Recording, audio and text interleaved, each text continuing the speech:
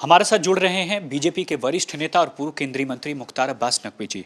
मुख्तार जी, दिल्ली के मुख्यमंत्री अरविंद केजरीवाल ने ये दावा कर दिया है कि 4 जून को इंडिया गठबंधन की 300 से ज़्यादा सीट आ रही है और उन्होंने ये भी कहा है कि सरकार भी इंडिया गठबंधन की बन रही क्या है कि इस चुनाव में एक चीज़ मैं मज़ेदार देख रहा हूँ।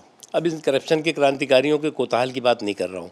वैसे भी मैं देख रहा हूँ कि इस चुनाव में जो है वो जितनी पार्टियाँ चुनाव के मैदान में हैं उससे 4 गुना जो है वो चुनाव विश्लेषक और सेफोलॉजिस्ट दिखाई पड़ रहे हैं। और हर सेफोलॉजिस्ट ज़मीन के आंधी और तूफ़ान को जो है नज़रअंदाज करके हवाई बातें करने में लगा हुआ है कि इतनी सीटें इसको मिलेगी, इतनी सीटें इसको मिलेंगी। एक बात समझना चाहिए कि नरेंद्र मोदी जी ने इस सांप्रदायिक ध्रुवीकरण का जो छल था उसको छूमंतर किया है और उनके तपस्या की ताकत और परिश्रम के परिणाम का नतीजा है कि आज मोदी में माहौल बहुत साफ दिखाई पड़ रहा है। आप उसको आँख बंद करके देखना चाहो, आप आँख खोल के देखना चाहो, आप बैठ के देखना चाहो, आँख खड़े होकर देखना चाहो, उसे नज़रअंदाज करना चाहो, लेकिन वो 4 तारीख के बाद आपको दिखेगा ही। वो देश के गृह मंत्री अमित शाह की रैली हुई थी दिल्ली में। उन्होंने एक के बाद एक आरोप लगाया आम आदमी पार्टी पर और दिल्ली के मुख्यमंत्री आज बरसे। उन्होंने न केवल आड़े हाथों लिया बल्कि योगी जी से कह दिया कि योगी जी पर कहा कि दरअसल ये तो उनकी तो कुर्सी बदलने वाली है। देखिए, ये करप्शन के क्रांतिकारियों का ये कमाल का कोताहल है। कमाल का कोताहल मैं इसलिए कह रहा हूँ कि बहुत बेदर्दी और बेशर्मी के साथ चोरी और सीना जोरी वाली बात है ये।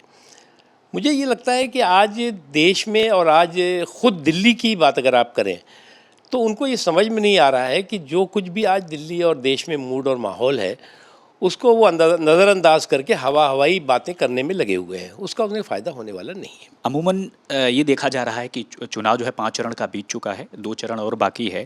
इन सब के बीच दिल्ली नहीं बल्कि देश के पीएम ने एक वीडियो सोशल मीडिया पर शेयर किया और उसके ज़रिए यह दावा किया कि दरअसल कांग्रेस आरक्षण देना चाहती है मुस्लिमों को। देखिए, एक चीज़ आपको देखना होगा कि इन 10 सालों में जो सबसे बड़ा इस परिवर्तन देश में दिखाई पड़ा, जो सांप्रदायिक ध्रुवीकरण का छल था वो छूमंतर हुआ है। और सांप्रदायिक जो ध्रुवीकरण के छल चंद्रों का जो छत्रपों का जो छल था वो आज जो है वो छूमंतर हुआ है। और आज इस बात का एहसास उन छल चंद्रों और छल छत्रपों को भी है जो कि सांप्रदायिक ध्रुवीकरण के छल से एक धर्म विशेष के लोगों के वोटों का अपहरण करते रहे। और आज जो है वो नरेंद्र मोदी जी ने इस सांप्रदायिक ध्रुवीकरण के छल को ही छूमंतर नहीं किया बल्कि समावेशी सशक्तिकरण के बल से जो है उसको ध्वस्त किया है। और उसका नतीजा है कि आज जो है वो समाज का हर तबका इस बात को एहसास कर रहा है, इस बात को महसूस कर रहा है कि उसकी सुरक्षा हो, उसकी समृद्धि हो, उसका सम्मान हो। और सुशासन नरेंद्र मोदी जी के नेतृत्व में पूरी मजबूत है, महफूज है।